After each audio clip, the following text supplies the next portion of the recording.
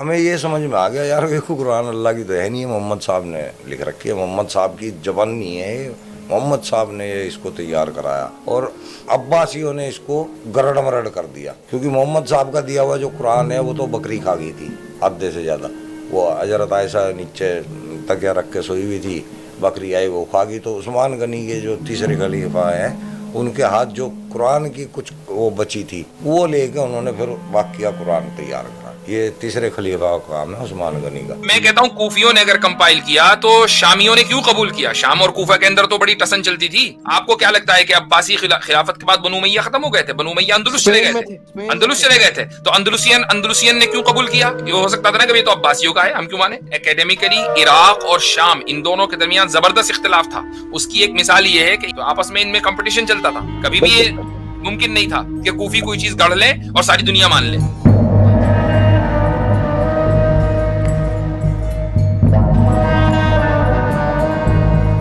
سورہ فاتر کی آیت 27 کے بارے میں بات ہوئی ہے میری آپ سے، اس میں کئی جو ٹرانسلیشنز میں نے دیکھے ہیں یا جو ایون کچھ ایک تفاسیر جو ہیں اس میں یہ بھی لکھا ہے کہ وہ انسٹرکشنز ہیں وہاں پہ رہنے والوں کے لیے بیسیکلی، رائٹ؟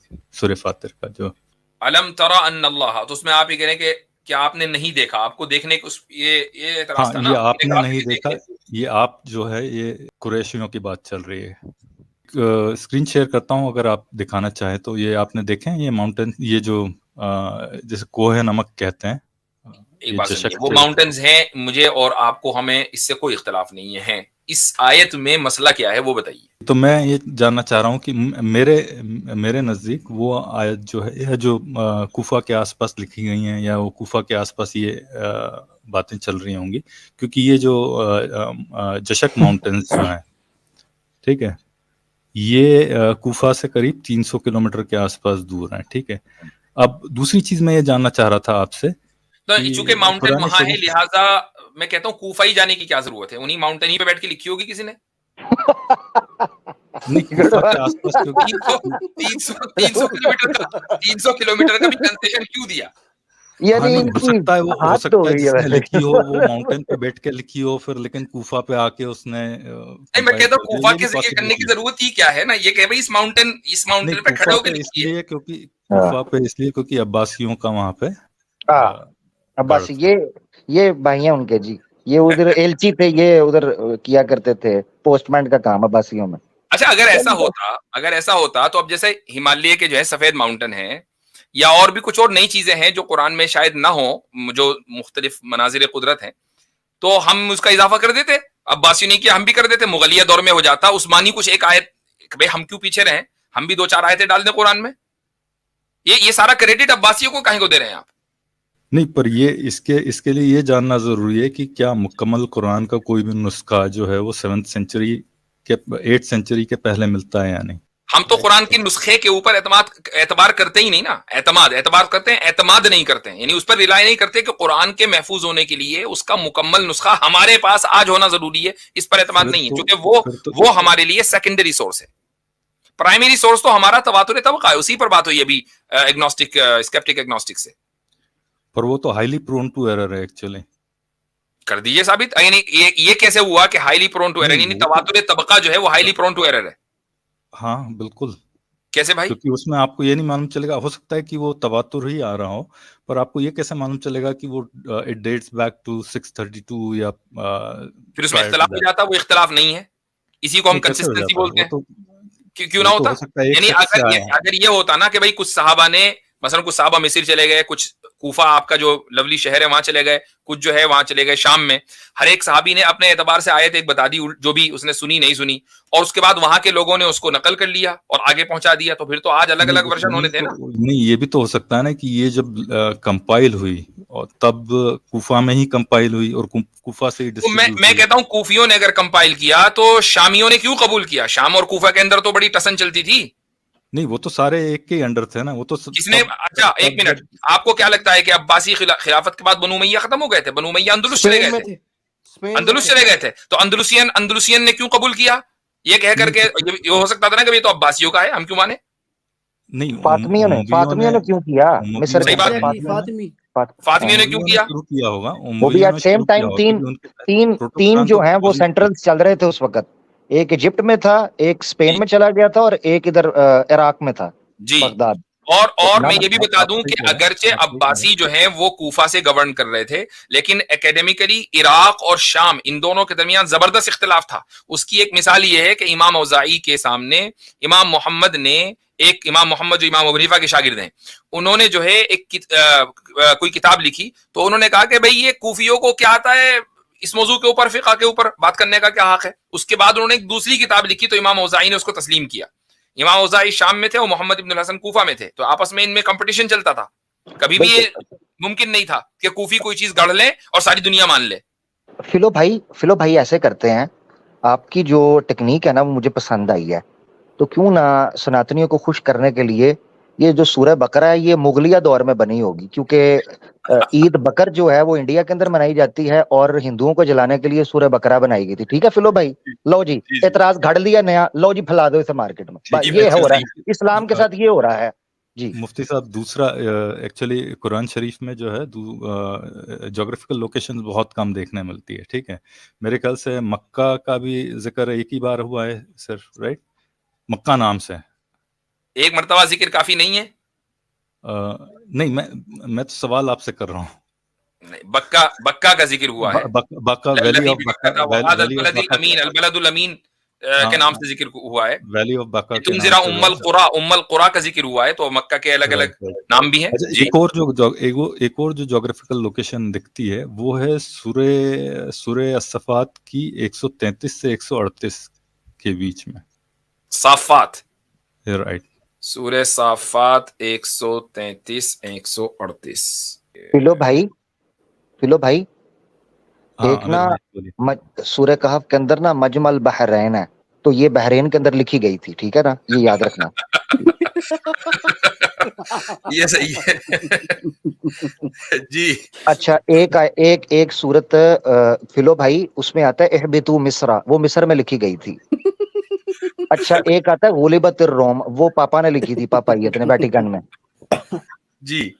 अच्छा, आयत बताएं क्या है? हाँ, 133 से 138 के बीच में भाई 101, ये थोड़ा तर्जुमा पढ़े उसका, चूंकि ये जो है व इन्नकुम लतम इल्ला अजूज़न फिल गाबिरीन सुम्मा दम्मरना इज़ नज्जैनाहु अहलहु अजमईन इल्ला अजूज़न फिल गाबिरीन सुम्मा दम्मरना अल आखिरीन व इन्नकुम लतमुररून अलैहिम मुस्बिहीन। ठीक है, इसमें क्या मसला है? ये पिलर ऑफ सॉल्ट की बात कर रहे हैं यहाँ पे, राइट? पिलर ऑफ सॉल्ट, लूट व इन्न लूतन लमिनल मुरसलीन नज्जैनाहु अहलहु अजमईन इल्ला अजूज़न फिल गाबिरीन सुम्मा दम्मरना अल आखिरीन व इन्नकुम लतमुररून अलैहिम। इसमें तो पिलर ऑफ सॉल्ट का कहीं जिक्र नहीं है।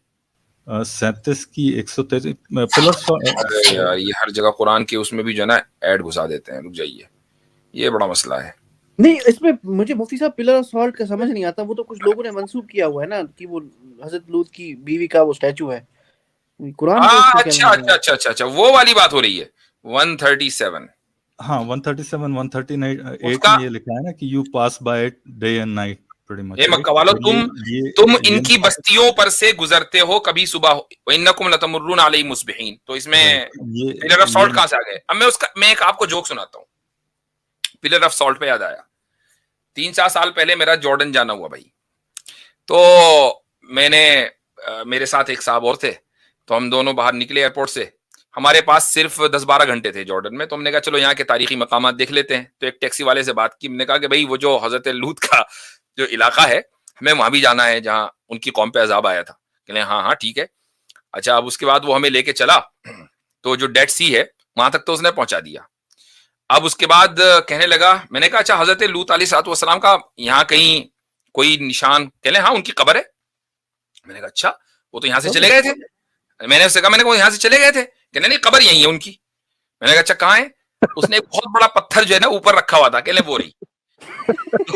अच्छा, उसके बराबर में एक पत्थर की शक्ल की एक वो लंबा सा पत्थर था, कहने ये उनकी बीवी है। तो मैंने कहा भाई ये बेवकूफ किसी और को बनाना, हमें यहाँ से लेके निकल। नहीं, वो असल में वो मुफ्ती साहब उस पे ना वो नहीं मशहूर मुफ्ती हो साहब, गया है। लेकिन यही तो लेजेंड्स है। यही तो मेरा कहने का यही मतलब है कि ये लेजेंड्स जो हैं ये बुक्स में आ गई हैं। नहीं, ये गप्पे हैं आपकी, یہ آپ کی خود ساختہ گپیں ہیں, یہ لیجنڈ جی. نہیں ہے میرا بھائی. یہی آپ کو تب سے اتنی آیتیں دے کے سمجھایا پہلے ہے. سے چلی آ رہی ہیں یہ لیجنڈز, یہ ایسا نہیں ہے. اچھا اگر یہ ہوتا تو میں تو اس کو مان لیتا, میں نے کہا جی یہی بیوی ہے اور یہی قبر ہے, میں تو مان لیتا فوراً. میں تو اس کو میں نے تو اس کو پیسے بھی پورے نہیں دیے, میں نے کہا تو ہمیں ہر جگہ ٹور نہیں تو نے پورا کرایا, ڈاٹا میں نے اس کو الگ کہ تو دھوکہ دے رہا ہے. تو یہ والے جو دھوکے ہیں نا, یہ اصل میں کیا ہے, مستشرقین نے اورینٹلسٹ نے لوگوں کے ذہنوں میں ڈال دیے. یہاں اس میں پلرز آف سالٹ کا کوئی ذکر ہی نہیں ہے. لَتَمُرُّونَ عَلَيْهِمْ, ان کی بستیوں سے آپ گزرتے ہیں دن اور رات. 2 بستی سے تو میں بھی گزرا. اس کی تفسیروں میں اگر دیکھیں گے تو ملے گا میرے خیال سے. میں 100% شیور نہیں ہوں, جہاں تک مجھے یاد آ رہا ہے, پر ہو سکتا ہے کہ آپ صحیح ہو سکتا ہے میں غلط ہوں اس معاملے میں. نہیں یہی ہے, مجھے ایسا دھیان آ رہا ہے کہ تفسیروں آپ میں ہی کا غلط ہونا طے ہے. یہ دھیان والی بات نہیں ہے بھائی. بات ہو تو پھر اصول کی, یعنی آپ اگر ہم سے گفتگو کر رہے ہیں, ڈائلاگ کر رہے ہیں, دلیل کی بنیاد پر ہونا چاہیے نا بھائی. مجھے دھیان آ رہا ہے تو یہ تو کوئی دلیل نہ ہوئی. ٹھیک ہے, میں ایک کوشش کرتا ہوں ایک تفسیر ڈھونڈنے کی, ٹھیک ہے نا. اچھا تو چلیں, اب مختصر بات کرنی تھی نا, یہ والی بات تو ہو گئی, دونوں باتیں ہو گئی اب. جی حضرت, ان کے جی. لیے نا جو فلو بھائی ہیں, ان کے ساتھ نا ایک دفعہ یہ ہوا کہ ایک, یعنی ان کی مثال اس طرح ہے جس طرح یہ قرآن سے ٹکڑے پکڑ کے کر رہے ہیں.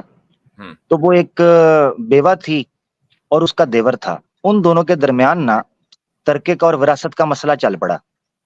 انہوں نے کہا مسئلہ کیسے حل کریں, اور کہا دونوں مسلمان ہیں, مسئلہ کرنا حل قرآن سے ہی ہے. ٹھیک ہے جی. تو وہ بچہ جو ہے نا اس کا بیوہ کا, وہ جناب کیس لے کر تو جناب فلو صاحب جو ہیں, اس طرح کے کوئی تھے آدمی مفکر, ان کے پاس چلے گئے. اور ادھر سے دیور جو تھا یعنی چچا اس کا, وہ بھی آ گیا. تو انہوں نے کھلائے پیسے. تو انہوں نے کہا اچھا یہ کیسے, کہتا جی میں قرآن سے ثابت کروں گا. انہوں نے کہا کیسے کرو گے ثابت؟ اس نے کہا قرآن میں لکھا ہوا ہے ما اغنا عنہ مالہ و ما کا سب. تو یہ ماں کا سب لکھا ہوا ہے, اس کا مطلب یہ ہے جتنا مال بچا ہے ماں کا سب, ماں کا سب, یعنی ماں کا سارا سب, ماں کا. ہاں ماں کا. ٹھیک ہے, تو وہ کیس جیت گئے. تو یہ فلو بھائی کی مفکر پنتی جو ہے یہ اسی قسم کی ہوتی ہے. جی جی چلے ٹھیک ہے, پھر بھائی انشاءاللہ پھر بات کریں گے. چلیے ٹھیک ہے, چلیے مفتی صاحب بعد میں بات کرتے ہیں.